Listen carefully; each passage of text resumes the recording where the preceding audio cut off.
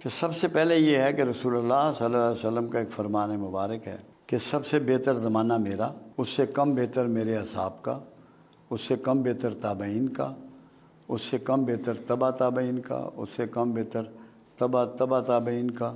یہ 5 دور ہیں۔ اس کے بعد چھٹا دور جب شروع ہوگا، یہ دور فتن ہوگا، جو قیامت تک بڑھتا ہی چلا جائے گا۔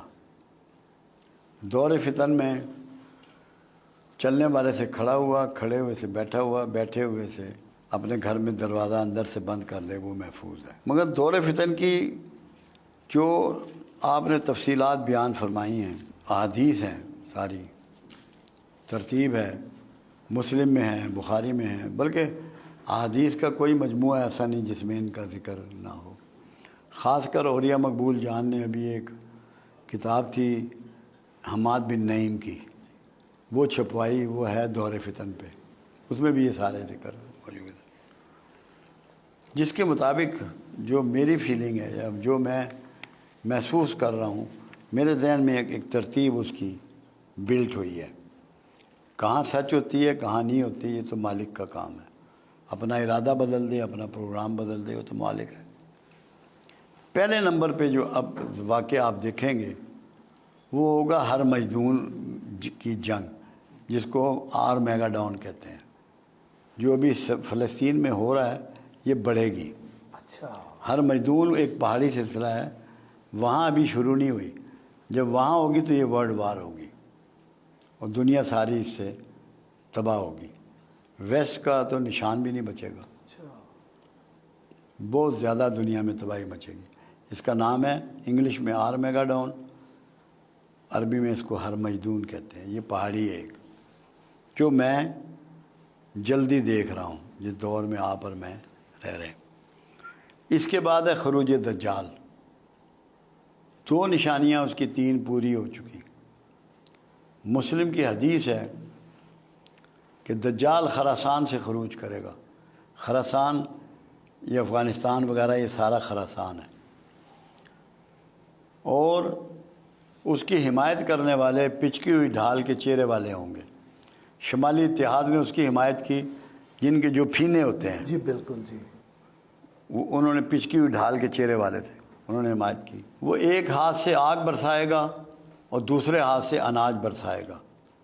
کیا اس کے جہاز نے، وہ ایک ہی جہاز نے بم بھی گرائے اور ایک ہی جہاز نے آٹا اور گندم بھی گرائی جی، اور وہ فتح یاب ہوگا۔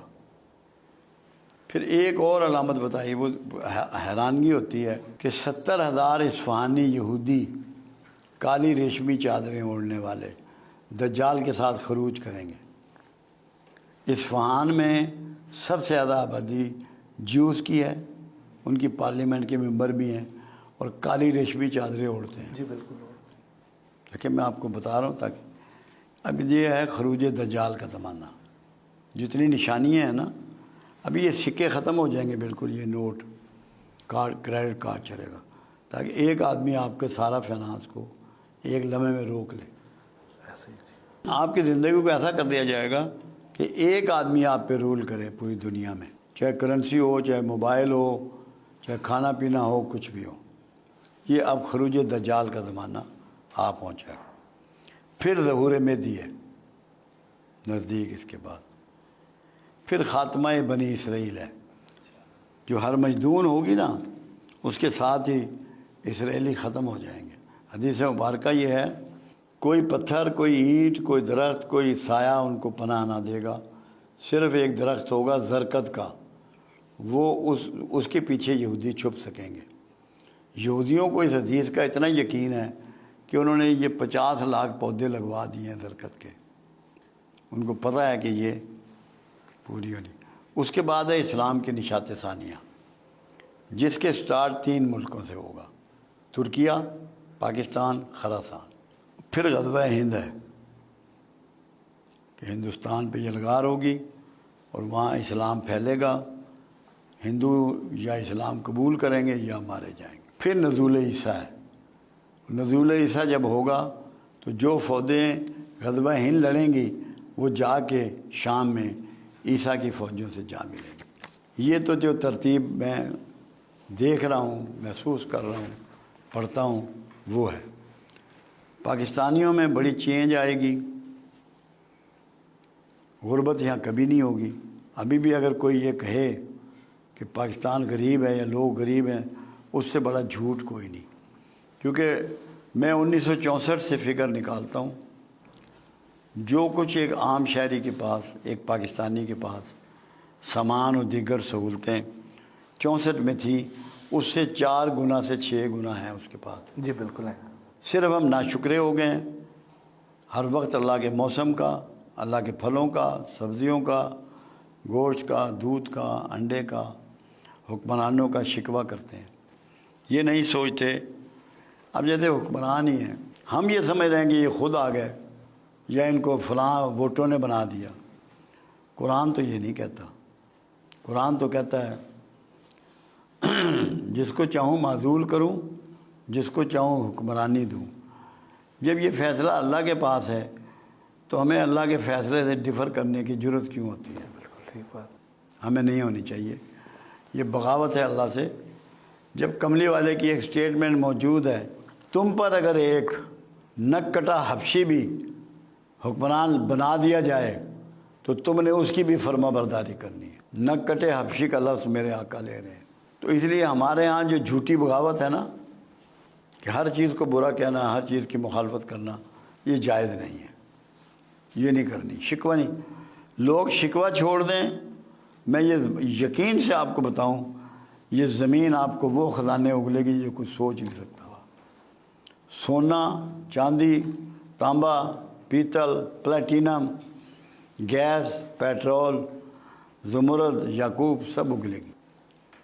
اللہ پہ شکوہ چھوڑ دیں، شکوے نے ہمیں ذلیل کر رکھا ہے۔ یہ جو کفار ہیں یا یہودی ہیں، غیر مسلم ہیں، تو وہ تو ان احادیث کو پوری طرح مانتے ہیں اور اس کے مطابق اپنی تیاری بھی کر رہے ہیں، بالکل مانتے ہیں وہ 100%۔ لیکن ہم بطور مسلمان اس پہ یقین ہی نہیں رکھتے ہیں۔ اور اور یار یہ نہیں بات، یقین سب کا ہے۔ جو مختلف مکاتب فکر پیدا ہو گئے ہیں نا، اور مسالک پیدا ہو گئے ہیں، انہوں نے ڈاؤٹ فل بنا دیا ان باتوں۔ اگر سب کی بات ایک ہی نکلے تو کیسے نہیں مانے گی؟ پوری امت مانے گی۔ پھر تمہاری ڈائریکشن سیدھی ہو جائے گی۔ اس لیے میں لوگوں کو کہتا ہوں کہ 2 چیزوں تک اپنے آپ کو محدود کر لو علم میں، قرآن تک اور صاحب قرآن تک۔ واہ واہ۔ میرے 4000 سے اوپر لیکچر ہیں دنیا بھر میں۔ میں آکسفورڈ میں بھی خطاب کر کے آیا ہوں، اسٹاف کالج کوئٹہ بھی خطاب کر کے آیا ہوں، ISPR میں بھی کیا ہے، ہائی کورٹ میں بھی کیا، چھوٹی کورٹوں میں بھی کیا، فوج کے بے شمار اداروں میں کیا۔ تعلیمات کا کوئی یونیورسٹی ایسی نہیں جہاں ایڈریس نہ کی ہو، مگر میں قرآن اور صاحب قرآن سے باہر نہیں نکلا، اس کے اندر بات کرتا ہوں۔ تو یہ جو اتنے فرقے بنا دیے گئے ہیں، یہ ٹھیک ہو اسی جائیں کے گے۔ پیش نظر بنائے گئے ہیں کہ ان کے ایک چیز ایسا پہ نہیں ہوتا، متفق نہ ہو جائیں۔ اس میں پرابلم ایک ہوتا ہے، نہیں فرقے کسی نے نہیں بنائے، ہم نے بنائے۔ آپ کی اور میری ڈسکشن ہوئی، ہم دونوں علماء ہیں، ایک دوسرے کو دلیل دینے کے باوجود ہم نے ایگری نہیں کیا۔ وہ آگے اپنے اسٹوڈنٹ کو بات بتا دی، وہ ایک فرقہ پیدا ہو گیا، وہ ایک سوچ پیدا ہو گئی۔ اگر ہم یہ سوچ لیتے کہ میری وجہ سے امت میں تفرقہ پھیلے گا اور میں اپنی بات نیچے کر لوں، میں لسے پیودہ پتر بن جاؤں، تو یہ نہ ہوتا۔